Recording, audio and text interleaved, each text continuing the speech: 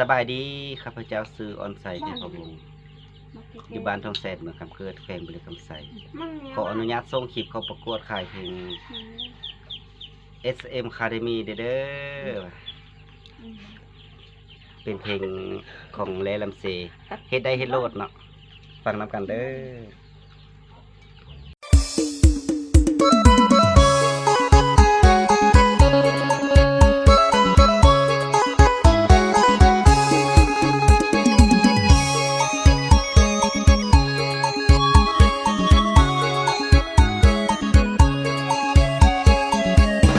ขึ้นต้น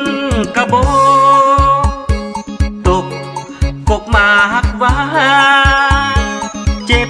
โบเท่ากันดานันนามาขี้ใส่ใจห้องน้ำก็มีเป็นอย่างคือบอกขี้ใส่แนวมีคนหาใหม่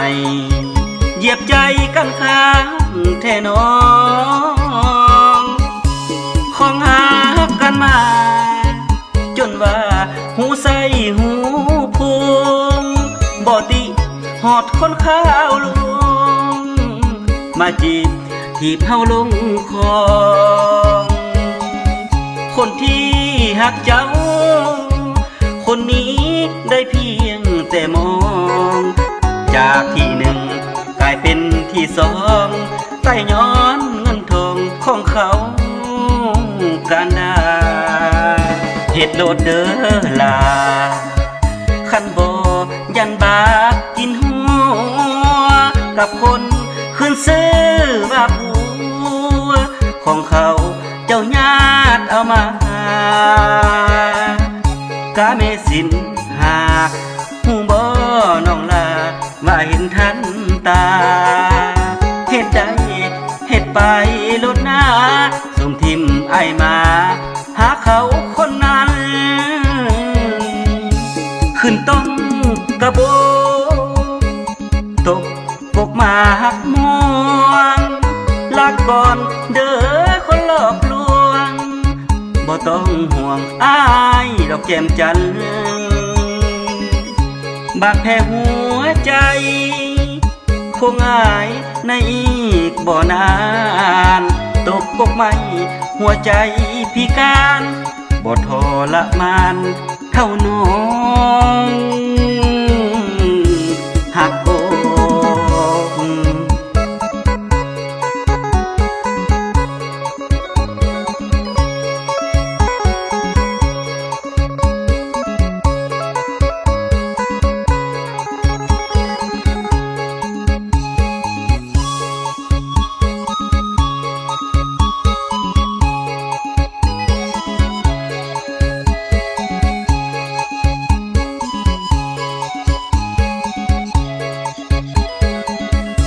เฮ็ดโลดเด้อลา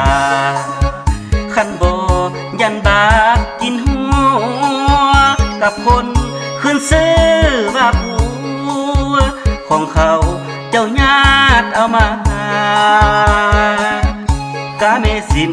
หาหูบ่น้องลาว่าเห็นทันตาเฮ็ดได้เฮ็ดไปลดหน้าส่งทิมไอมาหาเขาคนนั้นขึ้นต้นกระโบตกปกมาหักมวงลาก่อนเด้อคนหลอกลวงบ่ต้องห่วงอ้ายดอกแก้มจันทร์บาดแผลหัวใจคงอายในอีกบ่นา